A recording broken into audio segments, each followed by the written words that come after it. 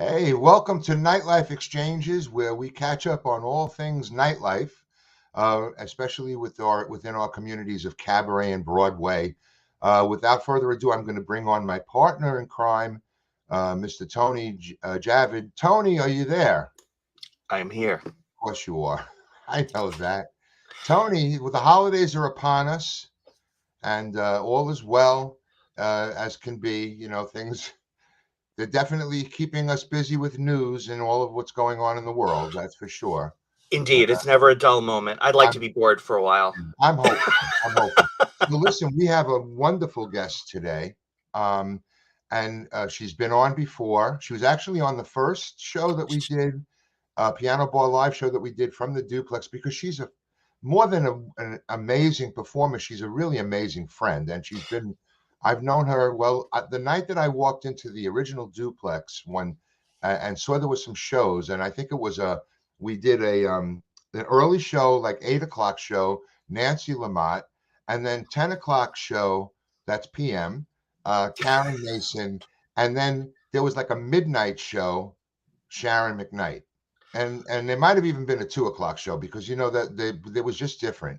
But ladies and gentlemen, please welcome to NiteLife Exchanges the amazing and the lovely Karen Mason.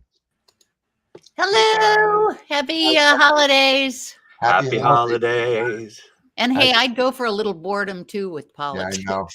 So listen, it's that most wonderful time of the year again.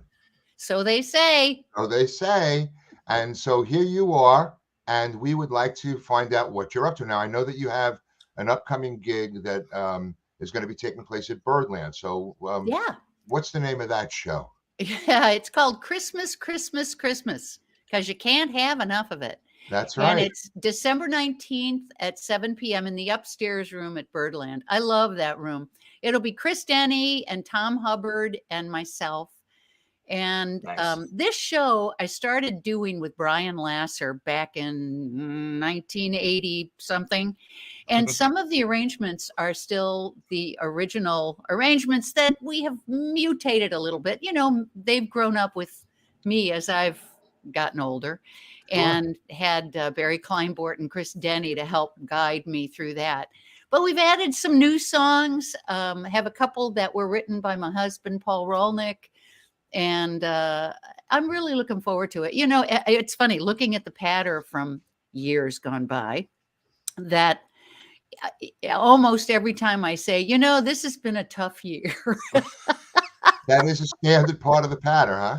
It is. I didn't realize it, but it seems like every year around this time, I don't know whether it's that you kind of stop and look back at the year or we're anticipating a new one. But it's funny, you know, what a year this has been, blah, blah, blah. Well, yeah, and there's a lot to do while you're reflecting and while you're looking forward. There's all of the machinations of just the making merry of it all, which always seems to be a little bit more stressful than you would think, but it's always worth it. Well, I think it's that pressure to make merry. You know, you have to be happy during this. And that's hard. It's really hard. But of course, that reflection back, because you're a survivor, you have always been evolving and changing and adding, but you've had moments in time. I mean, Mamma Mia as an example, right? We're in rehearsals and everything was going strong, and then the towers came down, and then you got back there. You were one of the first shows, I believe, that reopened. Yeah, I think 42nd Street might have been the first one. And we were, you know, we kind of were in that whole group of shows that. What a year that Producers was a big one too. Yeah. Yeah. What a year that was. But all of them are in the rearview mirror now, and we go forward. Right. We go forward. I mean, look at us, all of us. You know, we're still here making music. You're still helping us. You know, music makers make music and giving us a place to announce what we're doing. And, you know, it's really exciting that we're all still here. We're a little grayer, but, you know, we're still cute. And I love the fact too, what really, you know, because everybody hears Christmas music every year. It comes back. Some people listen to it all year long. I couldn't. So that would be a little much. But the fact that you have original tunes as well. Yeah, that you can insert and put in.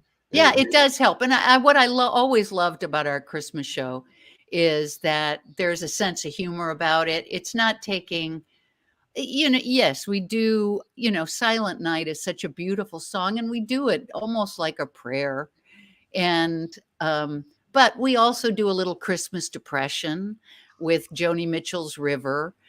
And then, there's just humor throughout it. And to be able to do original songs it's a plus. And, I love It'll Be Christmas Before You Know It, which Paul wrote.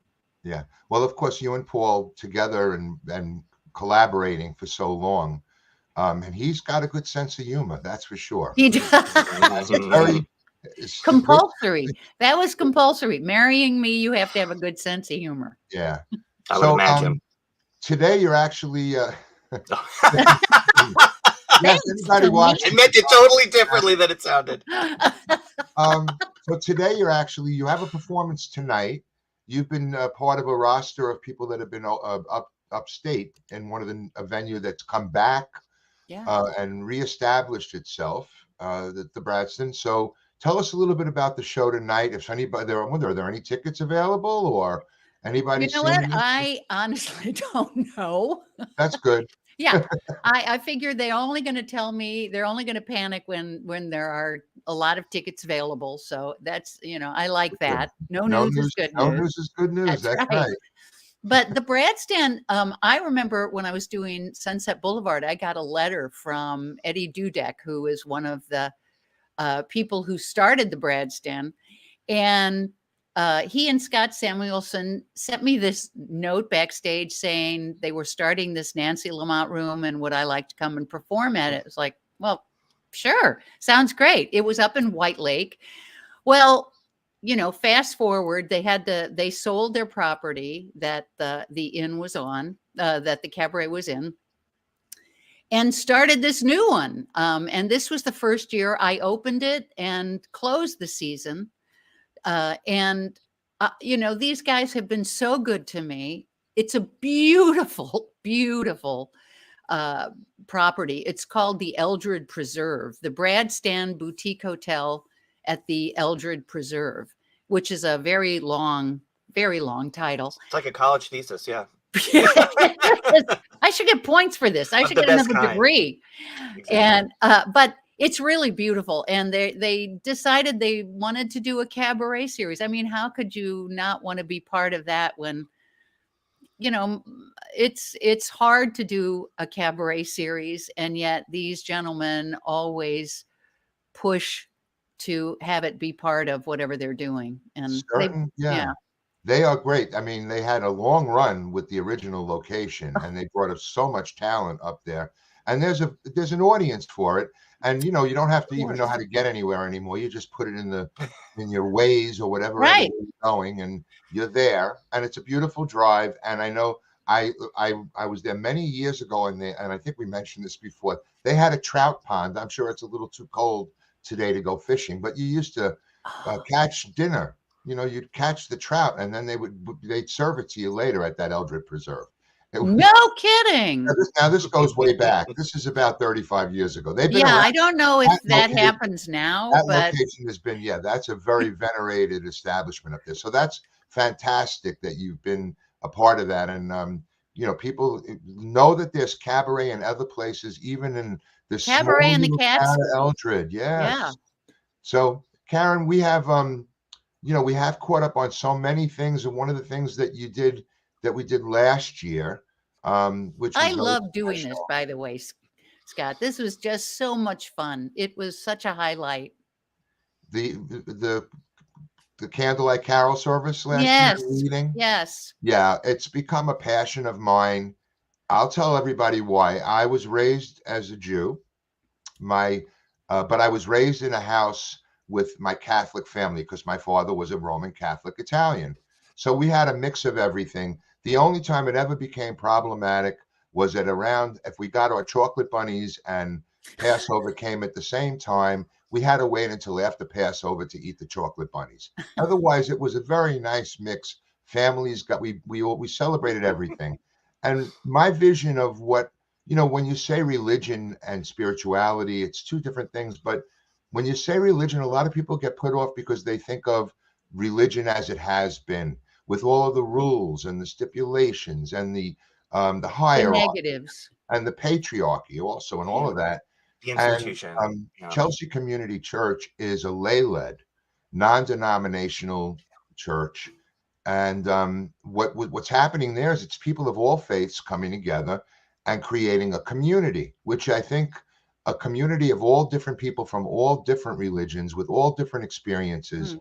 truly is the future of what religion and things that will lead us to spirituality and feeling more comfort and in just being around other people and talking and figuring things out. Like we're ever going to really know until the time comes, but nothing's wrong with that. So Yeah, being still the close, whole love thy neighbor thing. Whoa. yeah. And it Amazing. really makes sense in the grand scheme of things because we are not living in small little communities separated now. We're all together. So Chelsea has always been an area where there's been it's always been a think tank and a place where things mixed and people mixed. And it is a bastion of liberalism, I know, as well. There's much of that because it's in the middle of the heart of New York City. So this church, which was established 48 years ago, is still operating and running. And every year we do a candlelight carol service. And Karen last year, Karen, the I reading even have last the book year. right Oh, here. let's look at that. What you're going to be reading. This There you demands a full screen moment. Here's the reveal. Wait. Ah. And It's so beautiful, this story. it is, and it's because Mr. Moore was a member of founding family in Chelsea, Right. and actually donated money and the land for the church that's St. Peter's, which is on 20th Street in Chelsea, and had also helped set up the neighborhood and the grids and the structure that makes it such a beautiful neighborhood in New York. So we are this year. Last year you did it. You came in and you read in an empty church because we were dealing with COVID. Right. And this year you get to come in and we're planning. I think we're going to have a very nice turnout from the whole neighborhood and from the city. And I'm hoping that we can get, just have a really good feel in the place and really appreciate you doing it with us. Oh my God. So- I listen, it's such a beautiful church. And there's something very special about that church. When you walk into it, you do feel like part of a community as opposed to it's so kind of like, I think you used the word, it's like sterile. There's a sterility sometimes to churches. Stodgy and Yeah. And not connected to our lives. Right. But this, Right, as right. old as this church is, this feels like a microcosm of New York, which was what I loved about New York, which is why it's very hard to leave New York, is because you are surrounded by so many different types of people, so many different cultures, and they all come together and live on this, in this crazy place we call New York. That's a little tiny island. Right. in the grand And scheme. it's just it just makes you feel warm and optimistic, dare I say optimistic. We must be optimistic. Yeah, I That's think Take her away. we Mhm. have to. So we have a little video of last year's candlelight carol service. This is good, so I don't wear the same outfit. Oh, perfect. Perfect. Last year you had a lovely. Well, we're going to see you in a minute. All right, good. Tony, bring on that video. Let's check it out. The angel of the Lord came down and rode The angel of the Lord came down and rode upon his The angel of the Lord came down and rode upon his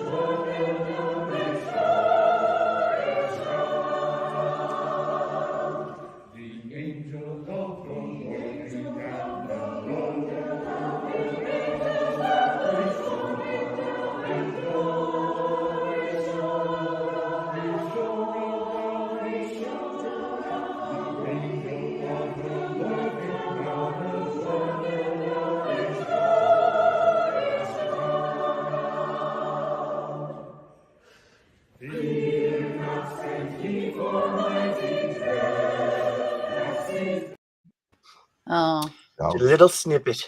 now you didn't get to see the choir last year no. when you were there because we were keeping everybody in separate compartments. But you know how it And was. singing with the masks on. I mean, Uh, what we all did to survive this is I know, but we did, we did. and we're really, and that's on that event is going to be, Tony. If you bring that up on the 18th, Yeah. that's at 6 p.m. The church will be open at 5:15 for people to start coming in to be seated and all, and then we'll go from there. And I'm really looking forward to having you there as our guest. And I know that everybody that met you last year, the few people that were there, were thrilled, and we're thrilled to have you back. So, and then Oh, the well, next night, you got to go to Birdland. that's right. And totally discount everything I did the night before.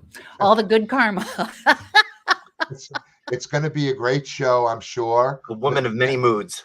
How many, Yeah, how many actually. years have you been? Now this, you said this is your, Brian and you did this show or a version of it, an early version of it in the starting in the 80s. In the 80s. I think So- the first year we did, it was the year that Don't Tell Mama opened, which was 83. And I think we did our first Christmas show that Christmas of 83.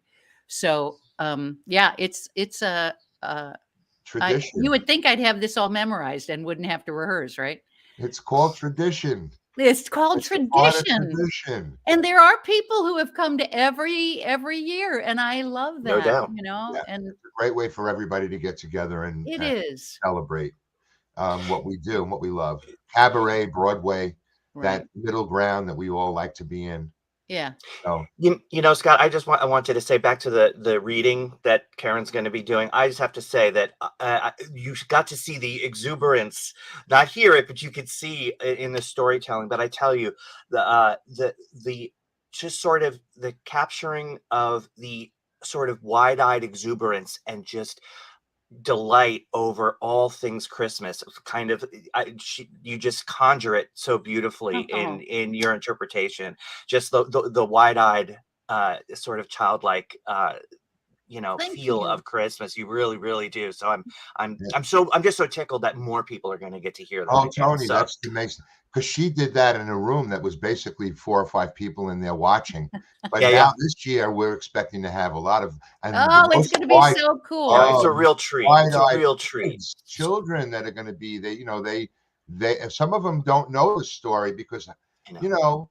you see all of the shows that Right. come on, Rudolph the Red-Nosed Reindeer and all of these other shows, but this is not necessarily in our lexicon of the every year. You'd really Not have as it was. effort of reading it to know, or reading it to the kids to know it, and that's what Karen's going to do again. Well, So and My isn't that great? nieces and nephews also got to watch, which, meant so much to me that, I don't get to see them all the Yeah. time. And there is, in Australia and Chicago and they Right. got to see it. And it's such a lovely gift. And I hope it becomes a tradition. I hope you don't get tired of me. No, never. No, and I'm glad that with the live streaming of it, that more and Yeah, more people get to visit the can't- church. Yeah, if you can't make it into the actual St. Peter's for the Chelsea Community Church Candlelight Carol service, it will be streaming, and all you have to do is go to the website, which is down there, and find out more information. One more time, we also want to say, let's get that post up there on the bottom for the gig at Birdland. Yay. Christmas, I'm Christmas, trying. Christmas. I'm going to try, Karen. I've got a lot going on at the holidays. I know you do. But- You got to keep those singers moving. Yep, Ellen Stardust 9, and you're going to come in after you can come in anytime you want. You'll get I would love to. After the show at Birdland, some night that week, I'd love to come in. You tell me when. It feels like the holidays in there so much. It's just amazing. So I guess we're good, and we're going to let Yay. you get whatever last minute packing you need to do, and Yeah. um, Pick up Chris Denny and head on up. yeah. And what is that about? It's only about an hour and 10 minutes. Well, somewhere between an hour and something and 2. I guess it depends on how you drive. Yeah, Well, someone's it's got to also let getting out of New York that takes Oh, half the trip. For Always. sure. Yeah. always. traffic times here are definitely. This is the time of the year. So Karen, I love you so much. Thank Thank you you, so much Scott. Same. I love you for too. And being a thank you friend so all much. of And these years, Tony. really.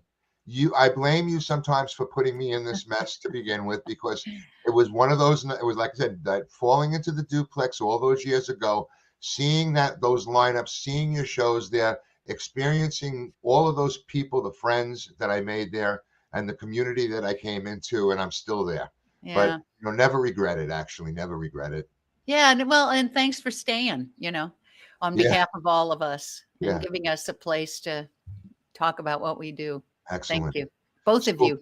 Merry Christmas. Happy holidays. happy Merry holidays. Christmas, happy holidays. Yeah. All right, Tony. I guess Let's we're do ready it. to roll the credits. Till next time, everybody. Thanks for joining us. Bye.